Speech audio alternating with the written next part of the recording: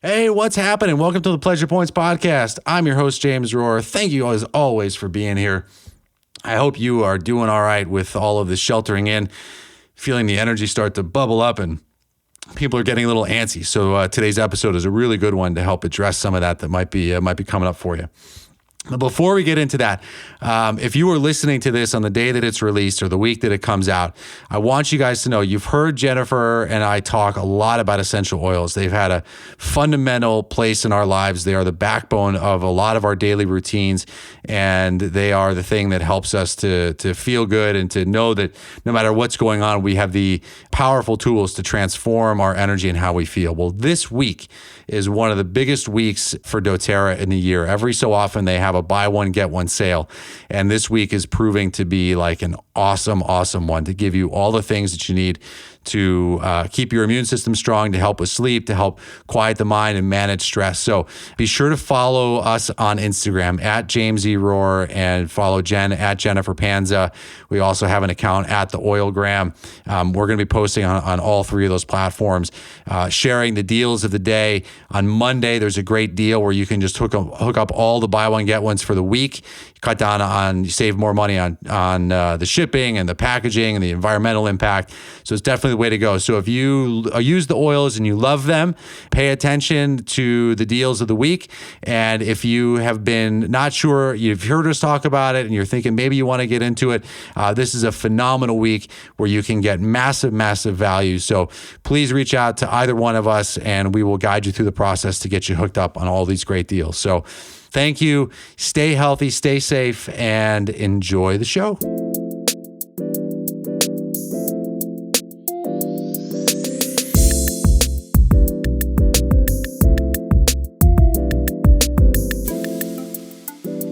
Hey, beautiful people. How are you spending your time these days? Are you going down the rabbit holes that I'm going down? Are you having a good time? Are you feeling frustrated? Are you wondering when this is all going to be over? Or are you enjoying the break? Personally, I've been enjoying not having to go anywhere. I've become acutely aware of how easy it is to be distracted by running errands. And I've also been aware of like how much the should voice is in my head, thinking of like all the things that maybe I should be doing that I'm not doing, and how not being able to go out and how the sheltering in is really like removed so much of that like I don't have I should do this or I should go over here and I should do that. Like that's just taken off the table right now. And it's been a really interesting kind of awareness. It's one of those things I didn't even notice in myself until it was gone. And it's like, oh man, this is interesting. Anyway, so what I wanted to pop on here and talk to you guys about is something I've been thinking a lot about lately. And this is, it's this idea, this word, this concept called entrainment. And I've talked about it on here before, I think like a while ago, but it's good to revisit it. And I was reminded of it because some friends of mine from New York have been doing these sound meditations. It's the Dojo Upstate. They have a live stream on Sunday afternoons where it's like by donation only, and they're amazing at what they do. And the fact that they've been putting out these sound meditations has been a real gift during this sheltering in. And part of how the sound meditations work, as I understand it, is right. They're playing different instruments, and as you tune into it, your biorhythms can change, they can adjust, they can shift because your body becomes entrained to the music. And this is something that is happening all of the time to us. It happens, when you put on certain music, when you put on really any kind of music, your energy field, your heart, your biorhythms will become entrained to the music that you're listening to. And that's where listening to like EDM can give you a different experience from classical music, can give you a different experience from folk music, and on and on and on. And so that's where like paying attention to what it is that you're listening to is obviously like a big thing to notice. But this idea of entrainment is a fascinating one, because I believe that we're doing it all the time. We see it with people, with lovers, as they're embracing, their heartbeats can entrain with each other, and so that they can start to sync up. We see it with mothers and babies. I mean, there's countless examples of this. But for our purposes in this conversation today, you think about it as one thing of creating the rhythm, and then the other thing is the one that's responding and matching to it. And I like thinking about this idea, especially now, because, we're home. So things are, it's kind of a much more compressed or contained environment. And it's an interesting opportunity to ask yourself, like, okay, what is it that I entrain to? What is it that might be dictating the mood or the rhythm that I find that my body, my mind, my energy field matches to? Now, this kind of concept isn't necessarily, when I'm talking about entraining to like a concept or the news or something, that isn't necessarily like totally consistent with the actual definition of entrainment. But conceptually, I think we can think about it that way. So the other word that comes up is like influence, right? Who has more influence over somebody else? But I like this idea of entrainment a lot of times because when it happens, we aren't even necessarily aware of it until it's already happened. And during this time, I find that it's a fascinating concept to ask yourself, like, okay, what is it that I'm entraining to? And I've found it just watching myself over the last, 5 or 6 weeks, like, what's the news that I'm seeking out? What is it that I'm paying attention to? And if you heard a podcast a few weeks ago, I was getting really fired up about stuff because I was allowing like the news and the information that was coming in I was entraining to that, right? So the energy of chaos, the energy of fear, the energy of uncertainty, the energy of injustice, like all of that stuff, right? It was like I was consuming media, and then my heart, my biorhythms, my energy field was entraining to that. And so, what this does is it leads to like a extra emphasis on like paying attention to what it is that we consume. I know I've talked about it before, and I'll talk about it till I'm dead, which is like, if you were looking to feel better, pay attention to your environment, because your energy field, your thoughts, your biorhythms in some case are entraining to whatever it is that is happening around you. Unless you've made a shift, unless you have decided to say, okay, I'm going to be the one who is inducing the entrainment. So I'm going to be the output. I'm going to be the generator of the mood and of the feelings. All right, but this can be hard to sustain, and you don't even really have to, it's like, it's not really necessary to be in that state all of the time, unless the environment that you're in is one that hasn't been entirely nurturing to how you want to feel. Which in that case, it's like, I may have told this story before, but I used to have a painting when I was married the first time. We had a painting in the house.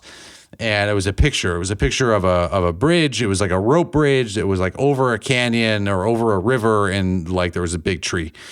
If you've ever shopped at IKEA before, maybe you've seen it. And I loved it, right? I bought it. I thought it was great and whatever, and I had it hanging in the living room. And one day I asked Alex. I said, "Hey, how do you, like, when you look at this picture? How do you feel about it?" And she was an opera singer, and she is an opera singer. And she said, she goes, honestly, when I look at it, it kind of fills me with dread. Like, I don't care for heights. And it reminds me of my career, where there's like the payday at the end. But to get from where I am now over there, I've got to cross this like high rickety bridge. I don't know, the footing isn't sure and all of this stuff. She's like, so when I look at that picture, like, I find myself getting this kind of anxious feelings. So her energy, right, it could be for the sake of this conversation, it could be in training to the images and the feeling of that painting. Now, my experience of it was totally different, right? I was like, oh, this looks like a fun adventure. I love, adventures and heights, and the uncertain footing of the bridge is like no problem for me. Like, I think it'd be fun. And like, how cool is it going to be when you cross it and you can climb the tree and all the things.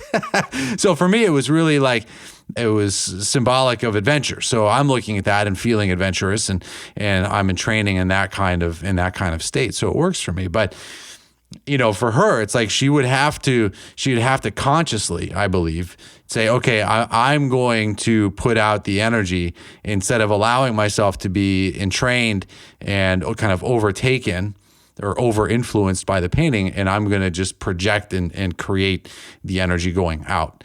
But again, that can be challenging. It can be, and a lot of times it's like, do you need to put that energy out? Like, is it harder to put that energy out, to be the generator, or would it just be easier to just remove the painting and put something up there that gives you good feelings? And so that's what we did. I took the painting, I took it to my office and hung it there so that other people could have anxiety in the office. But there might be certain situations where you can scan, or that you've become aware of during this time, where you're like, wow, I am not generating the feelings. I am allowing my feelings to be dictated by what's going on around me, whether that's your kids, whether that's your partner, whether that's the news or the media, right? So paying attention to all those things. If you're having not good feelings right now, ask yourself, what are you consuming? And you can think about this idea of entrainment. And if you don't know what entrainment is, just put on some music. Choose different music. Put on something like some heavy metal, put on some, drum and bass music, put it on the headphones and like crank it up and listen to it, and notice how your body feels and how your energy reacts to that. Right. And then put on some crystal bowls, or put on some nice chimes, and experiment with different inputs, and notice how your heart rate can change. Notice how your whole energy field can change. And then when you start looking at the conversations that you have, the people that you might interact with, even if it's on Zoom or FaceTime right now, taking a look at, especially the news, what is the media that you're consuming? And if you want to consume that news, if you're someone who likes to quote unquote be in the know, that's fine. But just make sure that when you're logging into the websites, or you're turning on the news, that you are generating the energy field that you want, that you're not allowing yourself and your state to be dictated by whatever it is that's on the screen. Right? You might have some thoughts like, oh, this is some crazy shit that's happening, but it doesn't have to hijack your energy field.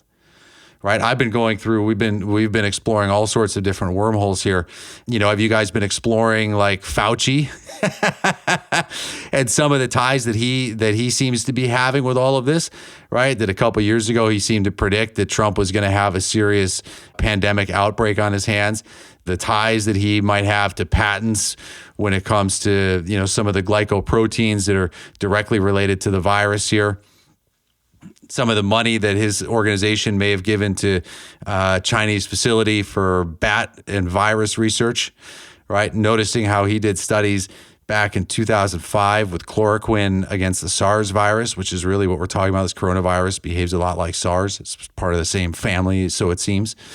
Right? Are you exploring? Are you diving into some of these things? Are you asking yourself the questions of why the hell is Bill Gates involved in determining public policy? What does he have in all of this? Are you paying attention to his ID 2020, where he wants, people to be chipped and managed and controlled, and what is actually happening with this chloroquine? And there again, as we said before, like, follow the money. What's going to happen, right? If chloroquine is the treatment of choice, what is that going to do to all of the virus and the vaccine manufacturers that might stand to profit from this? Right? What's going to happen if we just get the economy rolling again? Who might miss out on making all sorts of money or grabbing more power? So these are some of the questions that we're asking ourselves over here that, I would encourage you to start exploring. It doesn't take much now. There's all these things. You kind of poke around the internet a little bit and you'll find all sorts of information there. And it's good to enter that with an open heart, right? Not necessarily to allow your energy field to be entrained by it, but to open your mind up to the possibility that perhaps what we're seeing, what we're hearing from mainstream media may not be the full story. Right? Wouldn't be the first time that that's happened in the history of the world. But it's hard, it's challenging for us to sort out, fact versus fiction here. But there are some questions that are worth exploring, and to do so in a way where no matter what happens, no matter what you might uncover, no matter what sort of I believe this, I don't believe that comes up for you, whatever the cognitive dissonance might be that arises, whatever the challenge might be in accepting, that perhaps the beliefs that you clung so tightly to before might not actually be right? I'm always looking at that and saying, okay, I'm totally open to the possibility that what it is that I'm believing in this moment may not be accurate at all, or there might be new information that comes in that allows me to see things differently, right? This is a process. This is an opportunity to just sort of explore and to see, what is our relationship to this idea of the truth. And so when you're diving into these things, to guard your energy field and to know that no matter what happens outside of us, whether there is a whole chain of pedophiles and human trafficking and that Epstein, was the sort of the tip of the iceberg, or if none of that stuff is real and this really was, just something that we absolutely all had to shelter in. Otherwise, it was going to be, millions and millions of people were going to have died, which I don't necessarily believe. But, if that turns out to be the case, right, at the end of the day, no matter what the policies are, nobody has to dictate your energy field. That coming back to the breath and coming back to your connection with your heart, coming back to your choice and your decision to be peace, to emanate peace. Nobody can touch that. Even if we're never allowed to leave our houses again, food is delivered to our doorsteps and, we can't see people that we love and there's, no longer handshakes, right? No matter what the policies might be. And if that's the case, I do think that we should rise up and fight for our freedoms. But even if that is the case, it still doesn't mean that you have to be unhappy. It still doesn't mean that you have to be in a disempowered state. Right? And even if you can't pay your bills, even if the debt is piling up, and if there's shame that arises, if there's guilt that arises, right? You don't have to attach the story of shame and guilt to whatever that experience is. If you're eating more sweets, if you're gaining weight, if you're drinking more, right? That's just the data. That's the information that's happening right now. And all of the other story that may be there, even if your family says that, or you feel that they think, or you can sense them thinking that, you're a piece of shit and you should do better and be more and you shouldn't be behaving that way, right? That's all about them. You don't have to take that on. You get to choose what it is that you believe about yourself. And more importantly, is you get to choose if you want to be in a state of peace and kindness and self-love, or if you want to be in a state of chaos. And if you are choosing to be in a state of chaos, if you're aware that those feelings of depression, of sadness, of grief, of overwhelm are what is becoming commonplace for you, I would encourage you to ask yourself, what is it that you might be entraining to? What is, it might be the TV or, some shows that you're watching or the news that you're watching. It might actually be the music that you're playing. I mean, it might actually be like a real sort of tangible physical thing that you are just consuming or bombarding your energy with day in and day out, that is actually that you're the chaos and the fear and the panic that you're feeling is just the direct result of entraining to those forms of media, or perhaps those forms of control, right? But they are exuding a consistent and louder signal that your body has no choice but to just match, because you're not actively engaged in creating the powerful energy field for yourself. And so if that happens, right, you just press off. You can turn it off, and all of a sudden you might be able to breathe a little bit easier. Or you can, put on the essential oils. You can create an environment that encourages that you, for what you entrain to, is going to be beautiful, is going to be kind, is going to be loving, is going to be peaceful. And no matter what happens outside of us, they don't get to determine how you feel. unless we allow that to happen. And this is the power of meditation. I was telling Jen the other day, I said, I'm just so grateful. Like every day I give thanks to the meditations and the rituals and the ceremonies that I've done that at the time were really sometimes very uncomfortable. They were hard, scary sometimes, right? If you feel like, you're losing some semblance of control, you're going down the rabbit hole, you're dropping in. That stuff sometimes is uncomfortable, but I'm so thankful that I've done it because it allows me to be here in the house in a much more comfortable way, because I've learned that even if you're confined, you still have the choice to generate the feelings that you want to generate. Might take a little work, might be a little bit more challenging, but it's still there. That opportunity is still there. And if you're looking for inspiration, the OG in this is Viktor Frankl.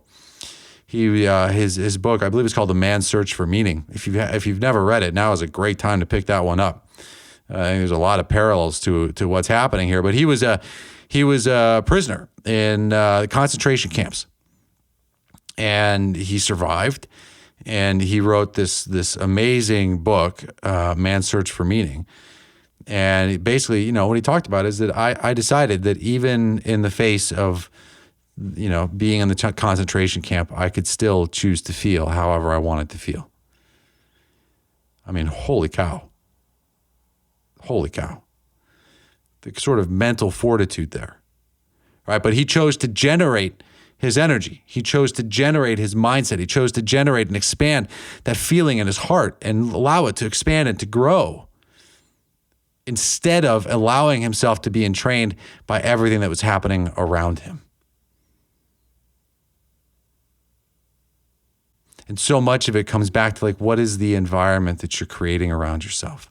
Are you putting on good music? Are you watching good things? Are you reaching out to people that are caring for you, that are, putting out good vibes for you? Again, this is part of why we love the oils, right? It's because sometimes we all need help. And the essential oils are great because you're diffusing them in the air. So the environment is already a cleaner space. It's already getting you in touch with, the beauty of nature. And then you can apply them directly onto your body, which can support an already good mood, or it can help you to transform. Each time you apply it, it's like a prayer. It's a little ritual. It's an offering. All right? Thank you for this nature's gift to help me to feel better.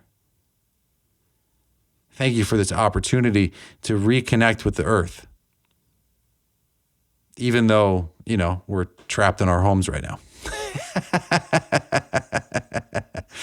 And I imagine some of us, right, you're thinking about other places in your life that you felt trapped. Whether it's work, or relationships, or all of that, right? And I would invite you to take a look and say, okay, well, what's an idea that I can entrain to? And that's where I think part of the secret, even though, there's so much I have issues with all that. But this idea of using your imagination to visualize that future that you want.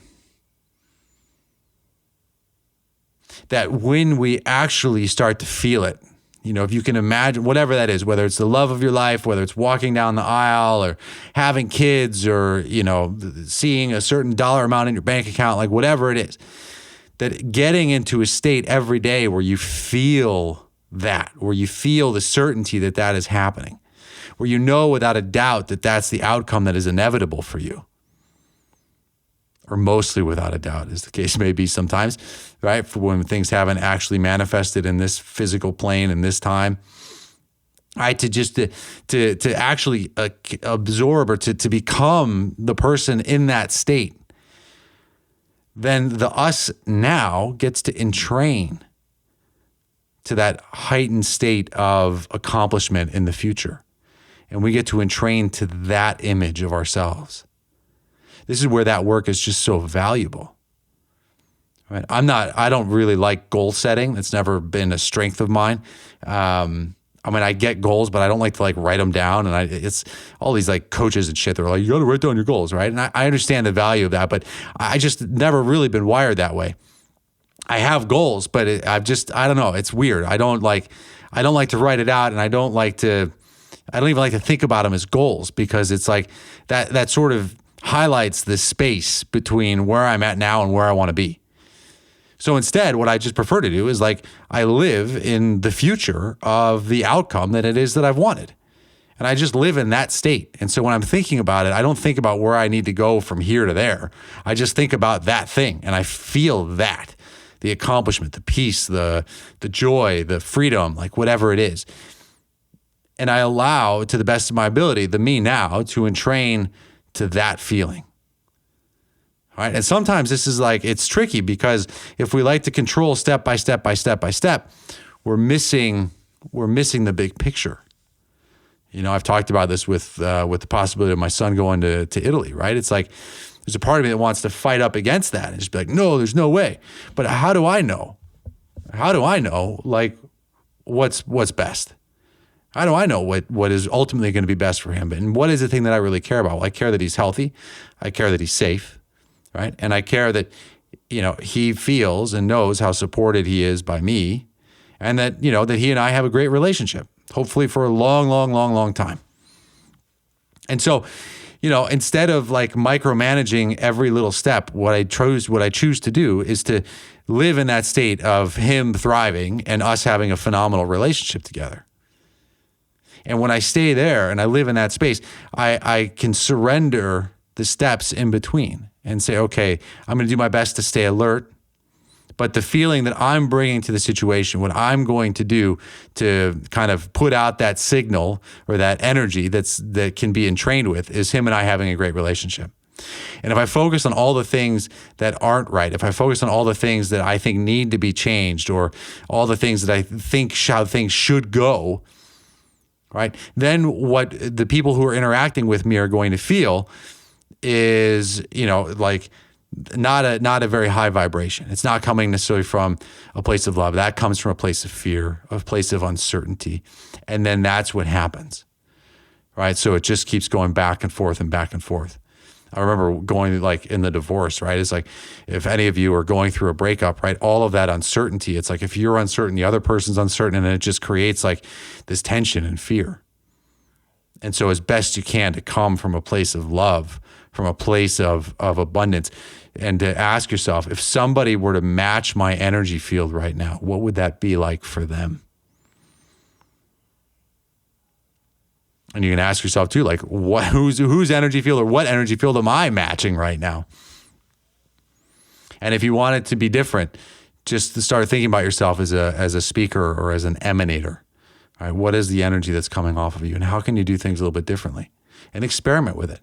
Experiment. And I love the experiment of like trying to be like looking outside of myself. I'm like, okay, what would it be like to be interacting with me right now? What would it be like if everything and everyone around me entrained to my state of being? Right? And then you just get to come back and to say, okay, cool. Let me own that I have full control over my energy. And what does that look like? Right? Put on good music, eat good food, exercise, jump up and down, you know, reach out to a friend, sit and cry, do some yoga, like journal, you know, put on the oils, take a great bath. You know, there's so many things that can be done to help to shift and to transform. And if you have a painting in your house that you hate, please get rid of it. If you have clothes that you put on that you don't like, get rid of it. I mean, Marie Kondo's thing of like asking yourself, does this bring me joy? It's a great question, right? It's a great question. When I wear this thing, or when I use this thing, right, what would it be like if someone matched the energy that I have as I'm doing it? Is that something that someone's going to want to have a good time with or not? Right? And so for those of you that are single and that are like, you know, planning on going out into the dating world, right? That's a great question. What would it be like for your date to entrain with you? Right? Or even, you know, more simply is like, what would it be like to interact with you? But what is an interaction? I believe an interaction really is this kind of commingling of energy fields. And somebody is going to entrain to somebody else. Or there can be a lot of, you know, conflict that can happen too.